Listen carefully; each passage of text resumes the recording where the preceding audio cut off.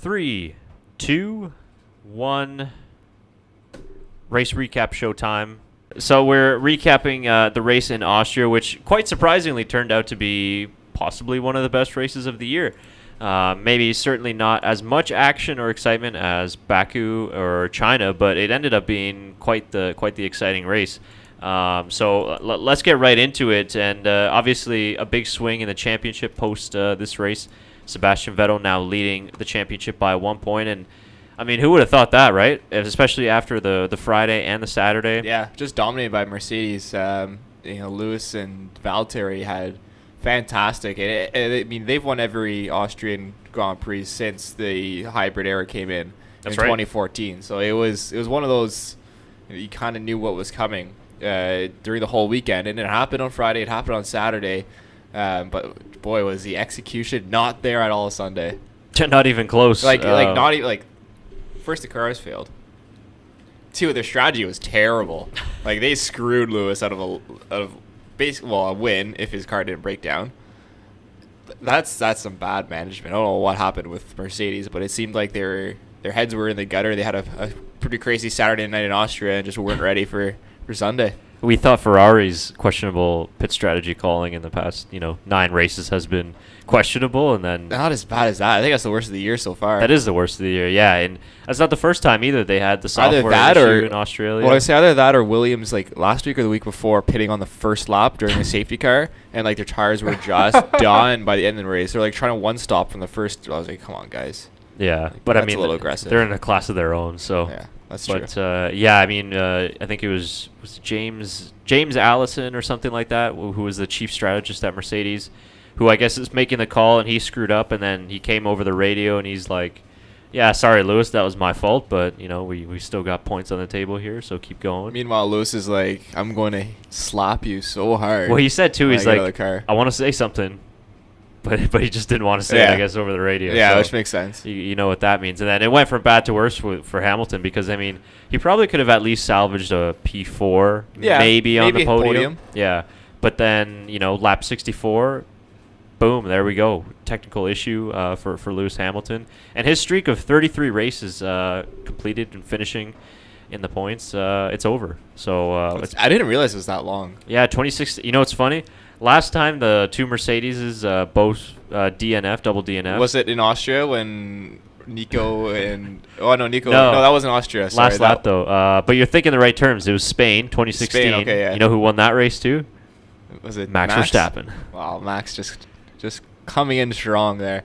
No, I was thinking of when Nico just didn't turn into the corner. Right, and just went straight into Lewis, and Lewis was like, what?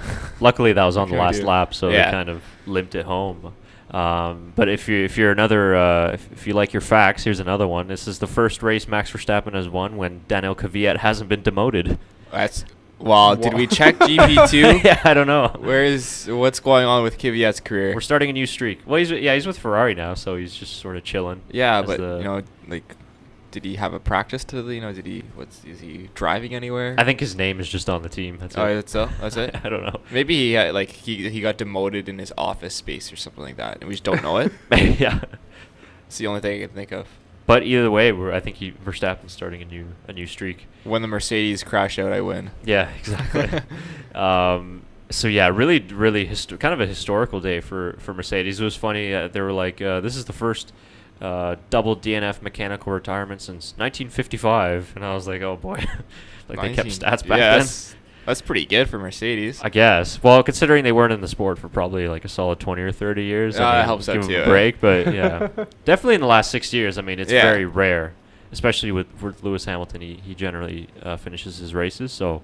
I would get a quick shout out to all the Dutch fans that were in attendance in Austria. Because there was a lot of them. There's a whole grandstand of just pure orange. There's a ton of them. Yeah. And for them to see Max win is just absolutely fantastic. Well, so shout out to them. I guess other than Germany, that would be the closest. Is Belgium? Belgium. You're right. Belgium's right on the border. Be the closest. Yeah, you're right. Yeah. He's right on the. I think he was born on the border. He's. Yeah, I think it's closer to Belgium. I think you're right. It's very sort of almost in that area where it's kind of Belgium anyway. But I forget what the city's name is called. What a race for Verstappen to have, to win, first of all, in Austria, and then to have all these Dutch fans there to actually celebrate it afterwards too. Yeah, I mean, completely unexpected, and we kind of jumped around a little bit, but going back to the very first lap when, Kimi Raikkonen, lightning start, and I got to touch on Kimi Raikkonen because, maybe we were wrong, maybe I was wrong. Going back to France and Canada, I was saying, maybe it is time for Charles Leclerc to move into his seat. But, man, after watching him in Australia, Kimi still has the fire. Yeah. I mean, he locked up into literally like 5 or 6 corners on the first lap because he was pushing so hard. Well, you knew that was that was a race where it's like, okay, he can win this race because they're not going to swap. Like, I'm glad they didn't swap places with Vettel. Thank God. At the end. Yeah. Thank God they didn't do that. That would have really irked me. Yeah, for sure. I think he can. Well, he's still in the championship. He's only 40 points behind. We have to kind of keep that in the fact too. It's pretty close, man. Between other than maybe Vettel and Hamilton, 3rd to 6th can really go to anybody at the moment. It is. I mean, this kind of shook up everything in terms of the championship with both Mercedes falling out. But yeah, I agree. I think Raikkonen is still in the mix, and if he drives like that week in and week out, I think Ferrari's going to have a kind of tough decision. I heard some rumors that that Leclerc had signed something with Ferrari. Just rumors at this point. I don't know if it's true. But at this point, if Kimi's going to drive like that and he wants to come back in 2019, I'd definitely give him the seat. He should have won that race. I was reading online, and who knows? Obviously, it's online. But it was Kimi maybe going to McLaren. McLaren, yeah. Oh my I saw God. that too. Yeah. Imagine Why? Fernando and Kimi and McLaren together. I mean, I poor don't know. Stoffel. He'll figure something out, but maybe he'll go to If you thought Raikkonen was great on team radio now, just wait till he gets to McLaren McLaren. would have the best. Oh my team God, radio that in the would world. actually be the best team radio with Fernando and Kimi. Oh yeah. Right? I would. That should just be a show on its own. And it's not like they haven't been teammates before. They have been, I believe. At Ferrari, At Ferrari. 2014. You're right. Yeah. Yeah. Interesting. But then Fernando was still kind of chill. Now Yeah, because he was somewhat maybe winning race. Right. But yeah, that would imagine if they could allow Fernando and Kimi just to talk to each other in between the race. Oh, they'd just be shooting the shit. Yeah, and it just in the backmarkers, just dealing with engine issues and reliability, and I don't know. I don't know if he would go to McLaren or not. I don't. Wow. Wow. If he still wants to be in F1 and Ferrari doesn't want him, then I guess that's really going to be his only choice. Yeah, because it's not like he's gonna go to Mercedes or Red Bull. No, because there's nothing most Or likely opening he there. could go to Renault and go back to the Lotus Renault family. But I don't see because what could happen is that if Ricciardo leaves, Sainz would go into that seat, right, and that leaves a seat open at Renault. If Ricciardo you don't leaves. see, Yeah. if Ricciardo does leave, you guys don't see Pierre Gasly filling in at one point? No, not yet. No? Not yet? Not Well, yet. yeah, okay. He Like is, Carlos is more ready than Yeah. Gasly. I didn't mean next year. I meant a couple Oh, years. Eventually, yeah, down the yeah. road, yeah. Oh yeah, that's the the road. whole Red Bull kind of thing. They always promote their own. They don't kind of branch out, which Yeah. the whole point of the Red Bull Junior program. But it's looking less and less likely Ricciardo's going to go anywhere. Yeah. Yeah, I think so. I think he's probably going to stay. Actually, I watched a team radio thing from F1 on YouTube earlier, and it was I don't know if it was qualifying or something. Oh but yeah. where it was between Ricciardo. It was Verstappen's team radio talking to Red Bull, and when they were asking him to overtake Ricciardo, and he's like, no, Oh yeah, no. no, Right. Yeah. I'm not gonna do it. It's that's discipline. Yeah, it was weird. Just- Yeah, it's a weird kind of thing when you're your entire team's telling you to take over, and you're like, no, I'm not gonna take Well, over. it's during my team. qualifying, so track position. So what Yeah. happened, I think, is that Max wanted to get the slipstream off of Daniel. Yeah. Not the other way around. I think so too. 'Cause Well, they- that's The only thing, because usually you don't want to be a car in front of you because of dirty air, right? Right. But I think in that scenario, I don't know. Because Well- I think they swap, so every different weekend, Yeah. Well, that's Daniel what they will drive were, out first. or That's what Max. he said too. He's like last week he was ahead. This week I'll be ahead. Yeah, it's right here. Oh, yeah, this one. And his engineer's like, "Come on, Max, get on with it." Oh, His Max's race engineer is super really mellow. Yeah. No. He never gets even after the race win. He was just like, "Good job, Max." Yeah, so yeah, definitely all about track position because they Yeah. had a horrible qualifying. This is what gets back to what we were talking about, completely unexpected. They looked like they were gonna have kind of a pretty horrible weekend, and then they could have had a 1-2. I mean, they're running 1-2 Yeah, at one point. they could've. Ricciardo was really struggling on the soft, though. Everybody was. Yeah. Ricardo's blister on this was a right I left think rear. left, yeah. Left rear, it was terrible. Like you could see Kimmy saw it. He was like, he's blistering, and he was like, push, give me push. Yeah, and that was the other thing too. Okay, push, give me push. Yeah. Okay, stop the car, Kimmy, stop the car. But yeah, Raikkonen was super engaged because he noticed that he picked up on that, like you said, in the radio. So Yeah. he was way more engaged, I think, than he was in the previous 4 races. I think so. And yeah, it was really on that lap 1 when Verstappen just slightly touched Raikkonen on the rear there. Raikkonen just had a little bit of a moment, lost the rear, and that was really sort of the deciding factor because Verstappen managed it really, really well, and so did Raikkonen. And then Raikkonen pummeled in the fastest lap and a new track record on the very final lap. Yep. Everybody else dealing with blisters, tires almost flying apart. It's like 45-degree track temperature, and puts in the quickest lap. Yeah. So that's why, based on that, I was like, man, this is the old kind of Kimi Räikkönen that we're sort of used to seeing in that World Championship quality. So very interesting if he's going to continue that going into Silverstone, and then obviously to finish off the busy July in Germany and Hungary. That'd be interesting. I mean, like it's the right time to get going just before summer break, and you try to make a push, and then that way when you get to the second half of after the summer break, it's not that you're out of the drivers' championship, and now it's like, all right, well, just be Vettel's little blocker. Like you can, I think that's something that he has to think about too, where he's like, okay, I did that last season, didn't really like it. It looks like he's kind of getting sick of it, right? Yeah, because sure. he has stepped his game up this year, and then he's had his peaks and valleys, but we'll see how it goes. Maybe he heard some of the rumors too about Charles Leclerc and maybe his future and sort of uncertainty, and then he picked his game up a little bit. Do you think Kimi really pays attention to media though? No. I feel like he goes home to his log cabin in Finland and drives his rally car in his backyard track. I think so too. I don't think he cares unless he wants to post a couple things on Instagram. But yeah, I don't know if he does it. Maybe he has somebody that does it for him. But there's no way. The videos that he posts is definitely just Kimmy just chilling in like his lodge, just.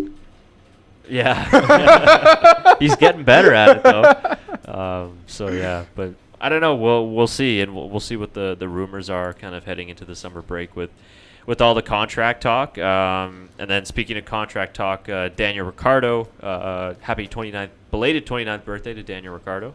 Yep. Not a good birthday present though. I was gonna say not very. His birthday. Someone blew out the candle a little early. Yeah, exactly. I think they Red Bull said it was an exhaust failure that led to the retirement, and that he heard it a couple laps before, and then ultimately had to pull over and finish his race, which was kind of unfortunate because it looked like Verstappen and Red Bull were going on for a podium together, which would have really been nice, especially at their home Grand Prix. I mean, obviously Max won it, but to have 2 Red Bulls on the podium would have been something else. But yeah, just kind of unlucky for that. And then the other Renault, they got the new spec engine in there, and Nico Hülkenberg blew up. But they said it was a turbo, so it's not necessarily related to the new Renault engine. But It could be saying turbo just to like. Maybe Honda was the right choice here, boys. Yeah, you never know. It's looking more and more like it. So a lot of failures, though. I think we had 6 DNFs. Van Dorn retired just at the end. Obviously, Hülkenberg, Brendan Hartley had a gearbox issue. 2 Mercedes. And then we got to talk about your boy Shaker, Valtteri Bottas. Bad luck, Bottas. Yeah, dude, I'm definitely the most unlucky driver of 2018. Without a doubt. Oh yeah, without a doubt. Definitely the most unlucky driver, because he's the one who I think he's deserved at least he should have I want to say 20 to 30 more points from where he's at right now. Yeah, that's two victories, probably 2 or 3. Maybe, you could make an argument that he's drove better than Lewis Hamilton. Well, he should have won in Baku. Yeah. And let's say he should have won this race. That's 50, China. That's 50 points. They're China. He should have won. Well, I'm just gonna add 50 points to where he is. So let's just say those 2 wins, because he retired in Baku. Do you know it? Yeah. Again. So that's 142 points. So he would be 3 points behind Lewis, and of course that would knock them down with points because he'd be winning. Exactly. So he could be leading the championship. Yeah, and he would totally deserve it. I mean, he's driven really, really well this year, and again. Excuse me, looked like he was on for the victory. I mean, I agree, yeah. I was really impressed on Saturday. I didn't watch qualifying, but then I saw the highlights and the results that Bottas was on pole. And I'm like, well, excellent drive for him. And he likes Austria. He won in 2017. And then even though he got off to a really bad start on lap 1, he made it up within the first couple of corners. I mean, really calm and composed, came back and looked like he was right back in it again. And then, quickly, it was like lap 14, 15, gearbox issue. You heard it when he came on the radio, and then you heard it on the onboard, too. It just sounded nasty. Bad. Something went through something on that. Yeah, I think he was stuck in second. And then, second it was. Yeah, and again, like you saw it. And then they cut to like the shot of his wife who was in the garage, and she just took off the headphones, and she just looked so dejected. You just got to feel bad for him. I mean, he's such a nice guy. I hope quiet. she bought him champagne after the race. I don't know. That's a tough one to glass swallow. of wine or champagne together. Yeah. The only good news for him is that they got another race, the last part of the triple header, a couple days from now in Silverstone. So you don't have to dwell on it like 2 or 3 weeks off. You can just come back and try again. But now Mercedes has a lot of questions in terms of their Spec 2 engine, whether that's is it going to provide the reliability? Will both Mercedes have a 5-place grid penalty? That's another big question too. Is I don't think that they're gonna really know until Friday, maybe even Saturday of the race. I think they're gonna kind of keep that under wraps just so that they don't provide any competition advantage. But we're gonna see. Time will tell what's gonna happen with that. But everybody thought that Mercedes was gonna be miles ahead, and they looked like it in France, and then they come to next race and it's a double DNF. Yeah, interesting. I mean, it wasn't an engine issue; it was a gearbox issue. Right. But you still have to worry a little bit. I mean, 5-place grid penalty would be something that would hinder both Mercedes in England. No doubt. Not London. Silverstone. Home race. Maybe London next year. We'll see. Well, yeah. I mean, if they really want this England World Cup and Lewis Hamilton at the same time, would really hinder it. Yeah, it would. I think they'll be playing around the same time. Yeah, England's on for it too. They got the easy side of the bracket. They do. They do, but after watching that Belgium game today, man, with that comeback, I'm really interested. This World Cup has definitely been the best one in the last couple it's years. pretty good. Just unexpected, yeah. So, but yeah, let's be excited to see what happens at Silverstone. But we've talked about, just a quick thing of Ferrari changing drivers and Red Bull changing drivers. After this race, and how Valtteri's performed in the last couple of years, I don't think they're going to be changing their drivers in the next couple of years. No, I think Lewis might be the only question. Yeah. How old is Lewis? He's like Not 32. that young. Oh, okay. Or not that old, sorry. 32, 33. Yeah. Maybe not even. He's not old. Yeah, okay. It depends if he wants to go pursue his rap career full time. But Yeah. I don't know. Just getting bored. Yeah, I think he's. But what else would he do? But I asked the same about Nico, and Nico's has his YouTube thing and. Yeah. Oh my God. Could you imagine a Lewis Hamilton YouTube channel? No, I wouldn't watch it. Nico's YouTube's actually pretty good though. Yeah. Yeah, it is. He does some cool stuff. Yeah. Yeah. That was very well done. But again, that's if that seat opens up, then there's Raikkonen, there's Ricardo, there's. I don't know if Raikkonen could go to Mercedes. No, he probably wouldn't. He'd be like, "What is this?" Now we're just talking. There we go. Another one that we can talk about. Fernando Alonso. Totally forgot about. We talk about McLaren every week, but we sort of flew under the radar at this race. He started from the pit lane. Another wretched qualifying session from McLaren. They're at a Williams level of qualifying pace, I must say. It's bad. That is. But he started from the pit lane and then ended up Lance P8. Stroll got into Q2. He did. Good for him. So, you know what? Not bad. Yeah, not bad for the Canadian in a very slow Williams. P13, I think it was. Not bad. I mean, not bad. Better than some of the last couple of races. Yeah. And then Alonso finally breaking I think, what was it? Since Monaco, they hadn't scored points, and now they scored points, finishing in P8. So a decent drive from Fernando, or pretty good drive actually from Fernando Alonso. Mm-hmm. Yeah. Starting from the pit lane, and as it says, delivers the goods. So a couple of guys, jumped Fernando Alonso in the standings, and mainly the Haas boys. Yeah. Their best ever finish in Fourth F1. place. Fantastic by them. Yeah, obviously, that so was the a really retirements good drive. help, but one retirement away from a podium. It's one of those things right? where and it was Roman who hasn't scored a point all season. And me and Shaker, we talked about that last week. We were like, should Haas make a driver change here? And then he comes back and finishes P4. But so let's be real. That's 6 DNFs for him to get points. Yeah. I mean, he had a great drive, but again, that's 6 DNFs for him to make it. Well, Yeah, no, it would have been. It's really only Three. three technically. Who Like the two was- Mercedes and the Red Bull. Yeah, I guess that's true. And to be fair, they're qualifying. They weren't that far behind No, but still. the 6. Well, it's like Kevin Magnussen said. The biggest question mainly really isn't their pace; it's just their consistency. Yeah. Like you guys said too. So, we can judge Grosjean more on a span of 3-4 races instead of just one. Mm-hmm. He's capable of those types of drives, but he's just hadn't shown it this year. But Yeah. I mean, 4th and 5th for Haas. Yeah, it's really good. A for great them. day for them. So that was really Ahead of Vettel.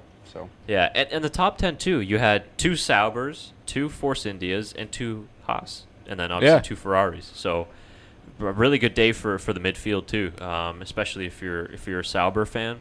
Marcus Ericsson drove really well. He did drive well. Kind of he was matching Charles Leclerc in terms of pace. They let Leclerc by though, I think, right at the final corner. So Leclerc finished P9, I think, and then Ericsson was 10th. But it was the other way around, I think, that Ericsson was That's leading. interesting. So I don't know what the reasoning was that for there. I guess Leclerc, I guess, is your number one driver. Yeah, right? but I mean, it's 1 point, and Yeah. you guys are fighting for nothing. right, exactly. Like, let Ericsson And the have a grid. little bit of glory here, you know? Yeah, so that was nice to see Ericsson sort of climb up into the points again, second time this season. And then what else do we have here? Yeah, I think that was pretty much about it. For the notes, it was really great to see. For probably one of the first times this season, Vettel and Hamilton actually on track together, fighting for position. Yeah. yeah. And Vettel a little bit cheeky, squeezed Hamilton just a little bit. No, it was great. It was a good move, though. I think it was a good move. Fine move. Yeah, Nothing wrong there.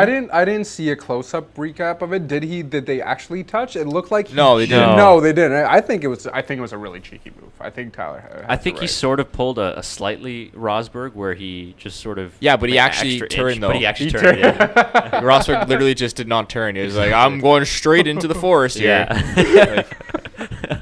Did you see like races after that? Fans had signs like, "Nico, don't forget to turn the wheel." It was so funny. That's good. But yeah, that was awesome to see because we hadn't really seen that this year. The two championship contenders actually fighting it out on track.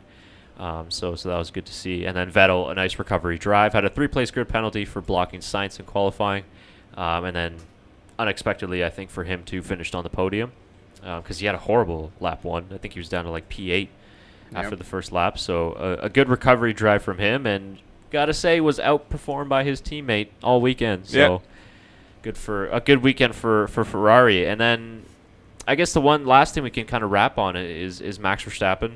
I think this has to be, a lot of credit has to go to him. His 3rd race in a row that he finished on the podium after having 5-6 races where he collided into someone or something. It's the 3rd race in a row, 4th F1 win of his career.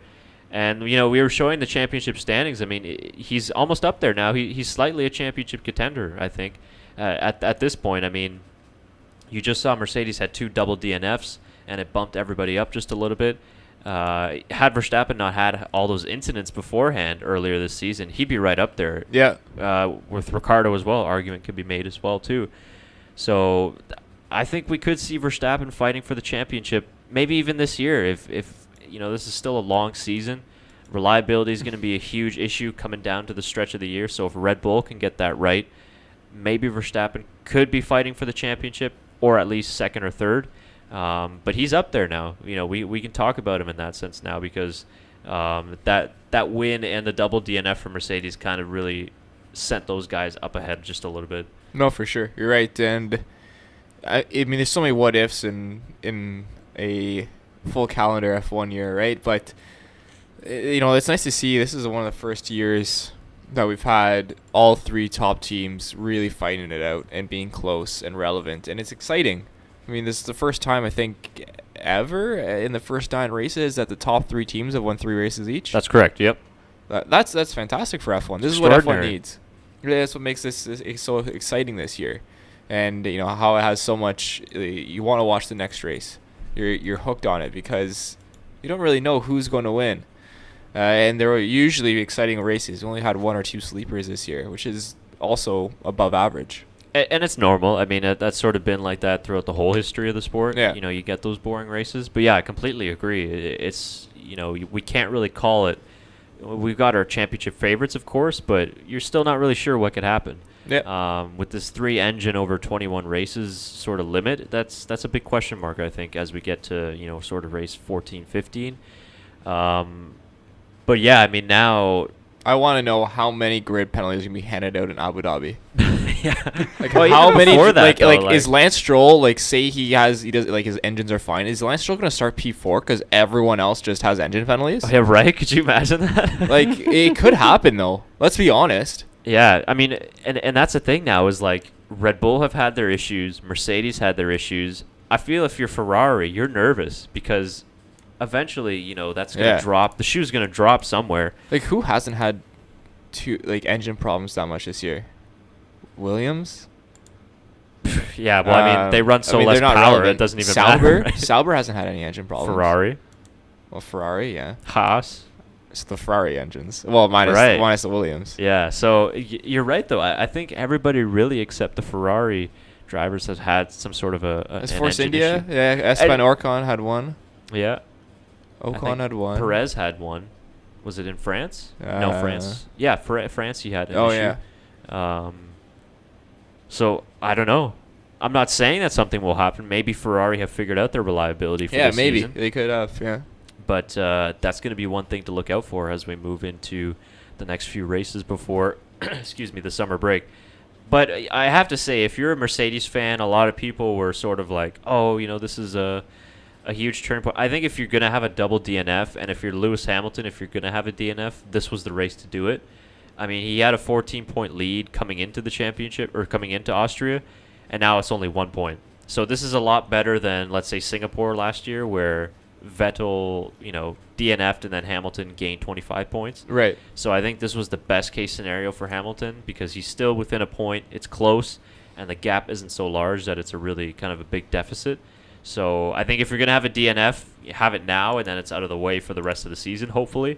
But I don't think Mercedes should really be panicking or anything like that, as some people online were sort of suggesting. And I mean, I'm not going to lie, it was pretty exciting to see two Mercedes DNF after it was great. dominating for so far. It was pretty good. It was pretty good. So a lot of people enjoyed it, I think. But Lewis Hamilton fan club and Mercedes fan club, it's not, that's not regular for them. So now you know how it feels. Yeah, that's true. Very true. Now you know how the Ferrari fans felt in Singapore, Japan, and where else? A lot of other Malaysia. places. Yeah, a lot of places last year. So, but yeah, all I can say is Danke Austria, Danke Österreich. That was a great race. Oh. We're learning languages, man, on this show My here. goodness gracious. Unfortunately, next race is in Great Britain, so you're gonna have to hear the same Oi, old mates. English. Oh, that's that's Australian. Definitely Australian. We'll have We'll a just cup of put- tea with. Yeah, I mean, we could have a cup of tea. No thanks. I'm down for some tea, actually. I wouldn't mind some tea. Yeah, and who knows? Maybe England will win the World Cup too. So Oh, what a party that would be for Jamie Vardy and Yeah. Lewis Hamilton. yeah, They'd be partying together. Oh, yeah, they would What a be. party that would be, too. Jamie That'd be Vardy with Lewis Hamilton. That'd be is fun. Vardy playing? Yeah, Yeah, starting he's 11? backup Not in the starting striker. 11. No, Yeah. he's backup striker. No one's better than Harry. Come on. It's Harry Kane. I don't know if he even Rashford is backup was, striker. Yeah, that's what I was going to say. Rashford's Ooh. technically backup striker. Yeah, put Rashford in there instead of Vardy. Rashford comes in as like a 10. I don't know. I don't know, man. Russia. Yeah, I mean they got He the home started field striking in advantage. the last game. Did he? Yeah, Well, yeah, against Belgium. because Yeah, everyone else was was sad. rested, yeah. Yeah. Yeah. Yeah, we've been hearing a lot from our Dutch fans recently. Oh, have we? Unfortunately, they don't have any World Cup representation, but you guys First are time in flying like the flag 80 in years. F1. Yeah, You know, yeah, it's been a weird World Cup in that sense. So a lot of upsets. 80, no, they made 2014. Oh, yeah. Netherlands? They were Yep. top four. They came finish third. See, like I feel like it's 2010. That's how long ago that was. I know. But you Well, know, they you're were right. also in the finals in 2010 That's right. Yeah. against Spain, and then they were third in the 2014 World Cup. I always forget how well they did in 2014. Yeah. Yep. Out of like, yeah. Because with- everyone focused on Brazil losing, Yeah. but like no one focused on like Germany being Netherlands. Yeah. Yeah, and then they shit the bed at this World Cup. They were Oh, they really did. bad. They were terrible. Terrible. Yeah. Yeah, need a new generation there. Right now they have Vincent Janssen as their top striker. He just can't even make Spurs. Dude, Bring- they just need a striker. Just bring back Miroslav Klose. He can still play. Yeah. He's like 42 Well, or they something. still have Gomez. I'm pretty sure he plays. I know Is he's he? older, but I'm pretty sure he still plays like in Germany. Our Dutch fans, if you're watching, who would you like to see as your starting striker on the national team? Max Verstappen. Yeah, Max is there. Midfielder, Guido man. Vandergaard. He can hit going into them corners. That's true, That's yeah. true. He'd be a good center back. Yeah. Make some good tackles, so, yeah. He'll take him out. We're winding down, though, the World Cup, so that'll probably coincide with one of the races here. So, yeah. for sure. A little footy talk here and there on our show. But in terms of the Austrian Grand Prix, I think that is it. I had probably the best week in fantasy. Only one other person outdid me in fantasy for the Austrian Grand Prix. It was Fish Legs, I think, from the States. Bam! 236 points. That's what I got. I was proud of my 200. It was a good week for me. Yeah, Tyler's been doing pretty well. He missed the first week, but he's up into, I think, P9. Yeah, I'm in the contention, you know. Red Team 5 continues his lead at the top. P10. Not bad. So the three of us are actually Well, Red Team 8, 5's 9, got and a 10. competitor now with Fish Legs. It is getting close. So yeah, make sure you guys stay on top of your fantasy teams. Play that wild card. You know, play that smartly. I already played mine, but I had to, and it worked for this week. So, and then your turbo driver, of course, too. I think what we'll maybe start to do sort of after the summer break is give sort of your F1 fantasy tip of the week, if you want to maximize your team to try and win this season. So a lot of different options that you can go. Of course, you know, track specific as well. But if you have a Ferrari driver, Mercedes driver in there, you know, you're pretty safe in terms of scoring points. So I just found out from Tyler because he included who'd you have? You had Raikkonen. I had a Raikkonen as my turbo That is driver. definitely the best turbo driver pick, or Verstappen. I'm pretty sure he's under 20. I He think is. Max is under 20, so that'd be a I don't know if you can check if anyone had Max. Maybe that's who Fish Legs had. Yeah. So So guys, you know, turbo drive. You can turbo drive Raikkonen and Verstappen. So that's a good call there from Tyler. Yeah, he had there Raikkonen you go. too. No, he didn't have Verstappen. yeah, He had look at Raikkonen as that. well. Yeah, the two Well Haas done. drivers as well. It's a good lineup. Oh, that is an unreal pick. lineup. Good That's picks, a really yeah. good pick. Especially with Ferrari in there too, as Yeah. for constructors. Actually, let's check this while we're here. Overall, so Well, you know Best team name right David there. I think. Hasselhoff David is good. Hasselhoff. that is actually a very very smart name. I hope he had both the Hosses. Can we check that? Make sure he had both the Hosses in his team. Okay. You got one, yeah, he's Magnussen. got And one. no, Yeah, I but picked him hold too. on. If you scroll down, is constructor is even Haas. You can't have your name David Hasselhoff and your constructor not be Haas. Yeah, come on, like I'm calling you out. Yeah, like You better I change picked- your Yeah. constructor. You gotta represent. It's like picking Calling you a out. team name for like fantasy, and it's really witty. Yeah, like And I then have you don't have that player for that you would anyone make the witty disappointing. comment. You know? for anyone who watches hockey, Kevin Shattenkirk, he plays on the New York Rangers. My team name is Who Shattenkirk's Bed. Yeah. Obviously, every year I have to have Kevin Yeah, that's Shattenkirk what I on my mean. team. Yep. Even if he Sure, gets man. injured for the whole season, he has to stay on the IR. You have to keep the player on your team. Tell him. That's how it works. And Tyler will be bringing you more in his exclusive F1 Fantasy Series. Yeah, exactly. Live Mondays, 9/8 Eastern, only on YouTube. But yeah, it's Red Team 5's been there for quite a while now in P1. You know, doesn't look like he's going to relinquish the lead, but I don't know. It's getting closer. So It is getting close. still a long way to go, though. So long way until we have our winner from that group. But that's pretty much about it for us in the Austrian Grand Prix recap. Final thoughts, final notes on this race? We're not doing our picks. No. No.